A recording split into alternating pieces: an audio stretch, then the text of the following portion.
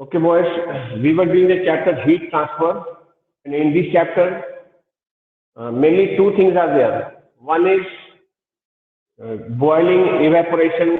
You already have done in the first chapter, so that topic we will not cover here because we have discussed in this. I have discussed in details in the chapter number one, I suppose.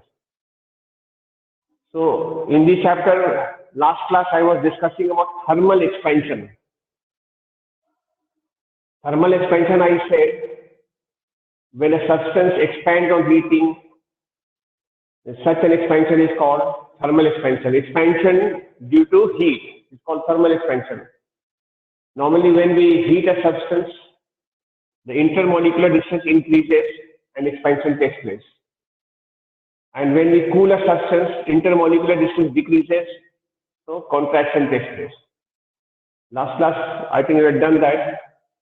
So, expansion effect. There are three kinds of expansion, and I have written in the previous class. You can see the last time recording before your first term, before your second term. Three types of expansion. Expansion can take place in the length of the body. Length. Only significant expansion is taking place in the length. Such an expansion is called linear expansion. Sometimes expansion takes place in the area. That means if you are having body of length and breadth all around. So that is called area expansion or superficial expansion, superficial. And sometimes we see the volume is changing, volume of the body is increasing. That is called volume expansion or cubical expansion. Liquid and gases shows only volume expansion because they do not have length, they do not have area. They only show volume or cubical expansion. Whereas solids can show all the three kinds of expansion, linear expansion, even area expansion, and even the volume expansion. And last time I was discussing, if you remember, some cases, the events based on our common observation. If you remember, last time I discussed it, construction of a bridge. A bridge, when it's constructed, so it is kept on a rail or ball bearings, rollers. Bridges are kept on rollers. They are showing the diagram also. And there will be little gap between the support, that is pillar and all, and the girder of the bridge. During summertime, expansion takes place. The gap will accommodate the linear expansion. And during winter time, this will come closer. Contraction will take place. The rollers will move it, backward and forward like this. Understood, no? Please respond. Am I audible? Please do respond. Yes, sir. Okay. Now you can please turn the page number 112. Turn on the page number 112. Please see it. They are showing the diagram. Bridges are on rollers. Second diagram they are saying railway tracks. Between the railway tracks, there is a gap left. They are showing the diagram. Can you check that gap? Between one rail and another rail, there is a little gap left. Why the gap is left? Yes, sir. To accommodate. So between one plate and another. Between one plate, what? Between one rail and another rail, there is a gap. What? I didn't get, once again. Sir, there is a gap between the wooden plate, no, sir, that is below the track. No, not wooden plate. You see that railway track, which is made up of iron. Rail. Yes, sir. Rail means, the iron. Between the two rails, there is a gap. Can you see that gap? They have written that gap. No, the diagram is marking that also sir. gap. Why Yes, a sir. gap is left?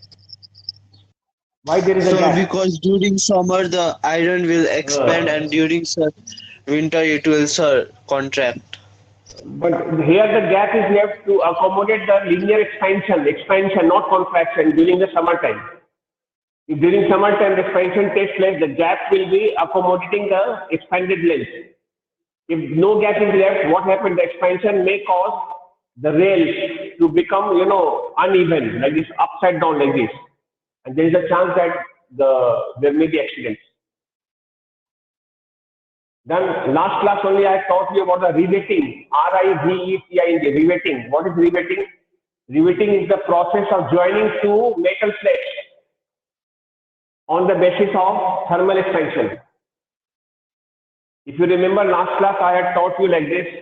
We'll have suppose two plates, one plate here, another plate. I want to join them. I want to join them so that they hold each other very tightly, very firmly they hold each other. What should I do for that?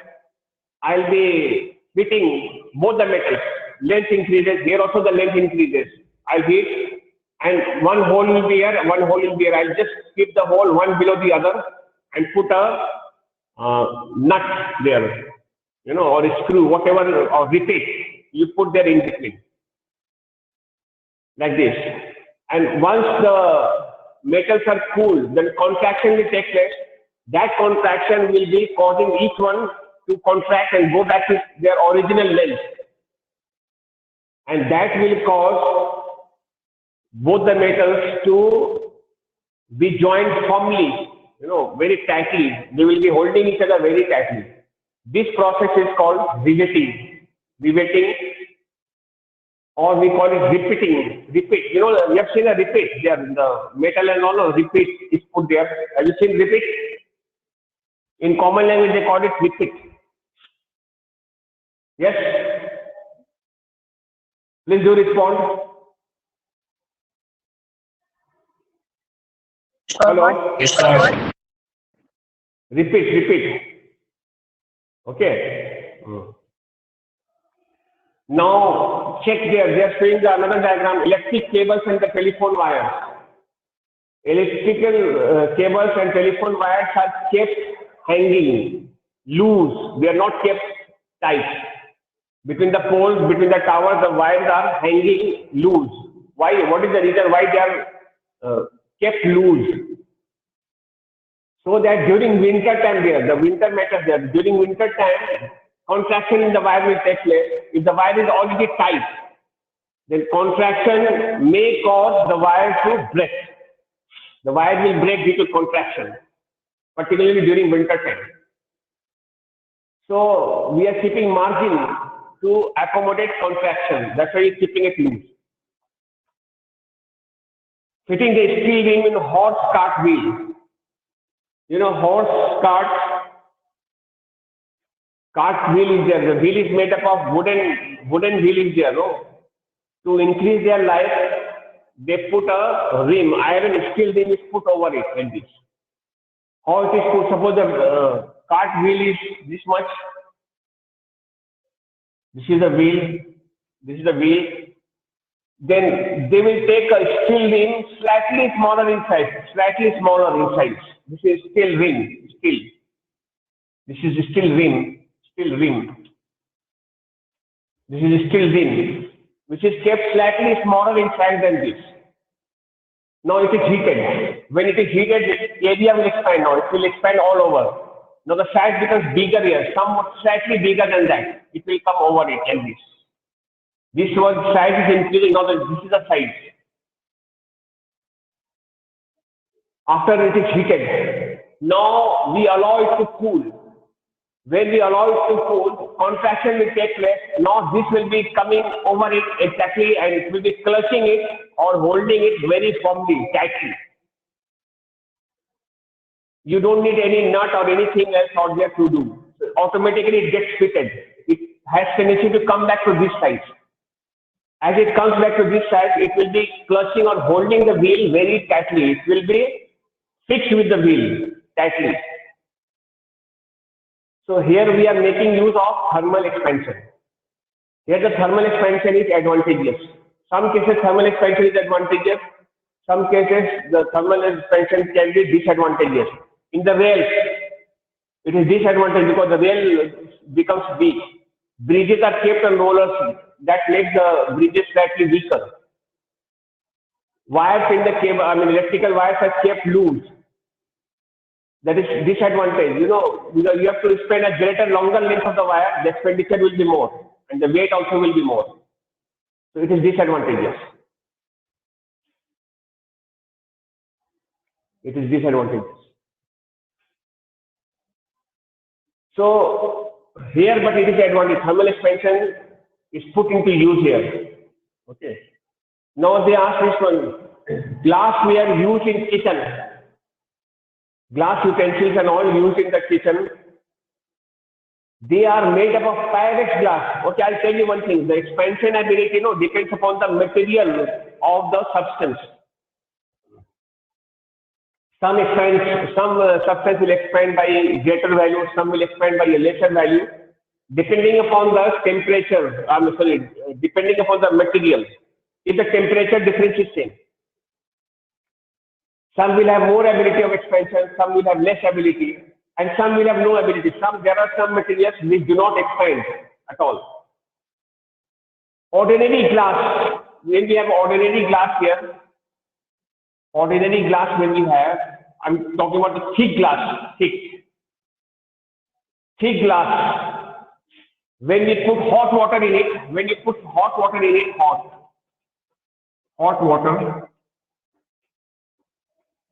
water in it, it cracks. When we put hot water in a thick glass, the glass cracks. Why it cracks? Do you know the reason why does it crack? Tell me. Because of expansion. Due to unequal expansion, the inner wall will be getting heat and will be having expansion, whereas the other wall, outer wall, will receive the heat after some time, and the less amount of, because it is a bad conductor. Glass is a bad conductor of heat. Thick wall will cause the other side of the wall to get heated up slightly later than this one. That means this will expand more and the outer wall will expand less. One is expanding more, one is expanding less, and that causes cracking. Cracking takes place due to unequal expansion. But a thin glass will not crack because it is very thin. So when it expands, the wall is very thin, so there is no, like outer wall temperature and inner wall temperature is almost the same. So both the sides, inner part and outer part, expands almost equally. When both the parts will expand almost equally, it won't crack. But thick glass tumbler, which is made up of ordinary glass, cracks. But if we change the thick glass, but we are making by this glass, Pyrex glass, there is a kind of glass called Pyrex glass, then it will not crack. Because Pyrex glass has the ability of not expanding, or expansion is almost negligible. Thermal expansion is negligible in Pyrex glass. It will not expand. It has the ability of absorbing it without getting expanded. Or expansion is negligible, very less. That's why this one does not crack. So very often they ask that question. In kitchen, why Pyrex glass is used? Kitchen utensils, Pyrex glasses are used. Pyrex made glasses are used. Why? Because Pyrex glass does not, it has ability by nature not to expand. The thermal expansion is almost negligible in Pyrex glass. Have you understood? Say fast. Yes. Please respond. Yes. Okay. So it is slightly more expensive, but it will not crack. You must have seen at home though the tea cup, which is quite thick, which we use to drink tea and all of that. Tea cups, they are thick and they do not crack. We are pouring hot coffee, even hot tea in it, and it doesn't crack because they are usually made up of this glass, Pyrex glass. There is, they will not expand. Okay. Now they have given another one. Pendulum of a clock is made up of invar. There is an alloy called invar. Invar has almost the same property as Paris glass. These two. Invar also does not expand on heating. Neither it contracts on cooling. The bob of a pendulum which makes clock is made up of this invar alloy. Invar is an alloy. Alloy means combination of more than one metals. Two or more metals are put there in making the alloy, invar. Because expansion in the invar is negligible. Even contraction is also negligible. So when the length of the pendulum changes, then the time will also change. But they are made up of this alloy so that the time period does not change. It gives a duration of the exactly 24 hours. So it is usually the pendulum clock is made up of invar alloy because in the invar alloy thermal expansion is negligible or very, very less or almost nil, we can say that.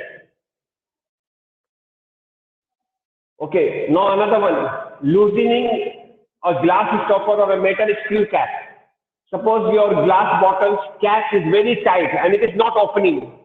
You're trying hard, but it is not opening. What should you do in order to open it? What should you do? Tell. What can be the method? Sir, warm the metal cap. Don't warm it. Put warm water. Put hot water on the bottle cap. Hot water you pour over the cap. So due to expansion, what happens? Expansion will take place. Area will expand. Like this only, area will expand. It becomes loose. Now you can open it.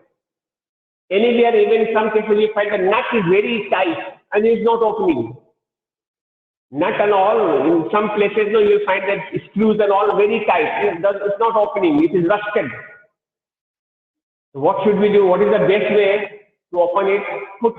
Pour hot water over there. Wash it with hot water. Then expansion will take place. It becomes loose. Then you can open it. I hope you understood all these things, what I discussed just now. Yes? Tell me first. Yes, boys.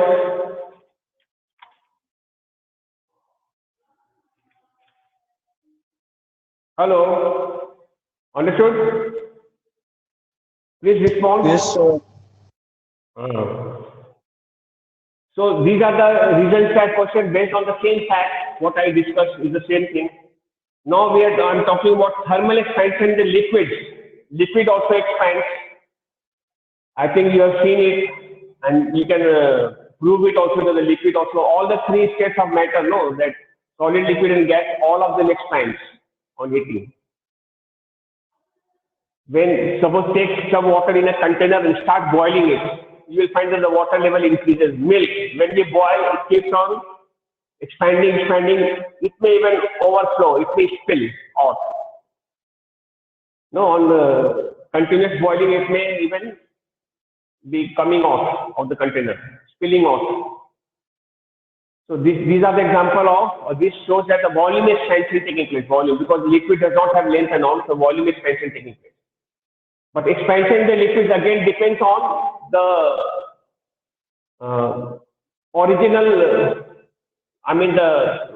original volume of the liquid, and it depends upon the temperature difference, how much difference of temperature we are maintaining, and it depends on the nature of the liquid also, all the three factors. Some liquid by nature will expand more, some will expand less. Like water and the milk expands more than the water. Mercury expands very fast. The thermal expansion value of mercury is high, much higher. That is the reason why in a thermometer we use mercury. When you have to measure temperature, you will put thermometer there. Heat of your body is transferred to the mercury, and on receiving it, the mercury in the bulb of the thermometer expands.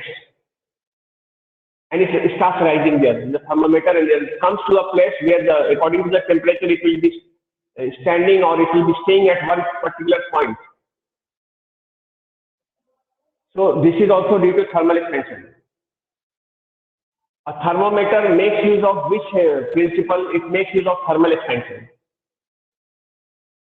And when you want to put the mercury back, you have to put in cold water and all, then the mercury level contraction will take place, it will return back to the bulb. Or you have to give jerks like this so that the water mercury level goes down to the bulb. So some by nature expands more and some by nature expands less. So they have given some values there. They are showing you page number 116. Please check page number 116. They have given a list of the liquid. Liquid name is mercury, paraffin oil, turpentine, ethyl alcohol, benzene.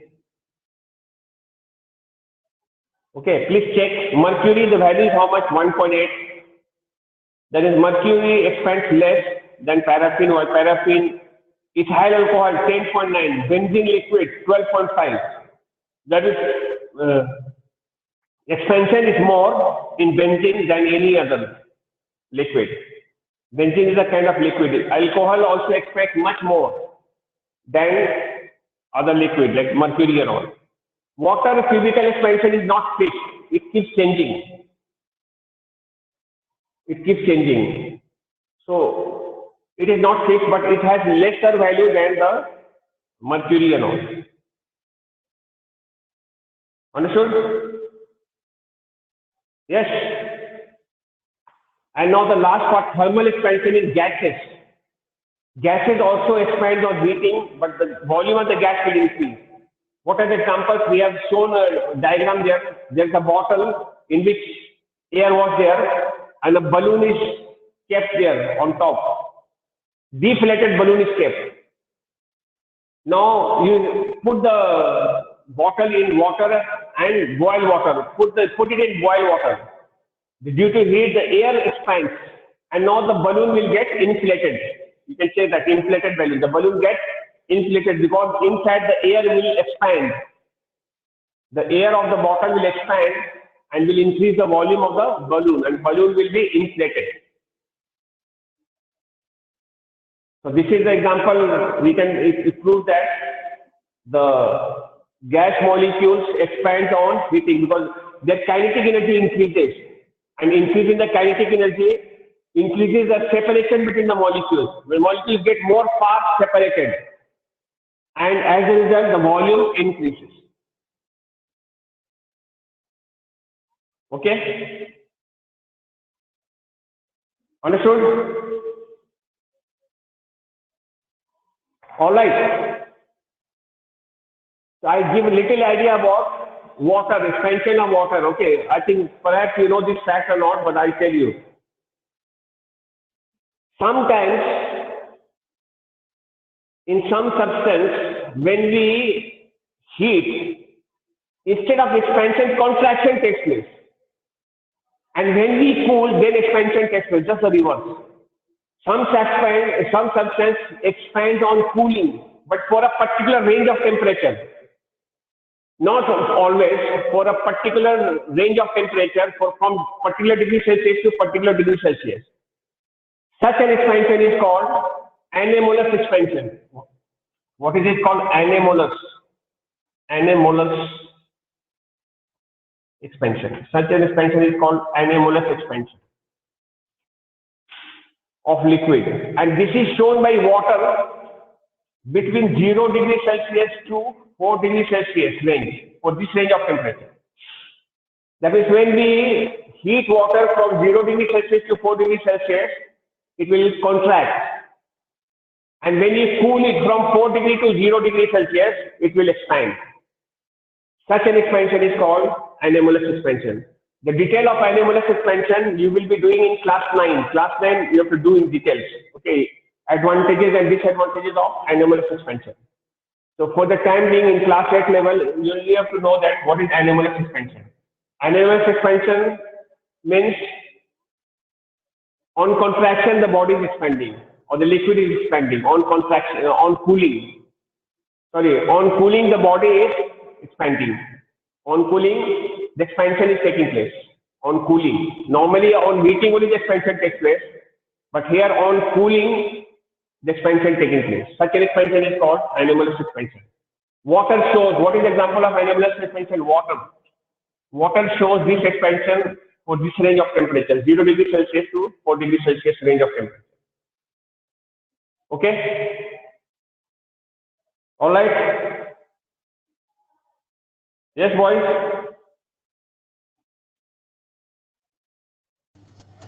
Yes, sir.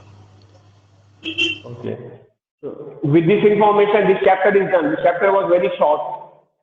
And we have two more chapters. Those are also short chapters. We'll do it slowly. And next day I'll be solving the question answers there. Okay. So today we are doing this much. All right. Okay. Yes, sir.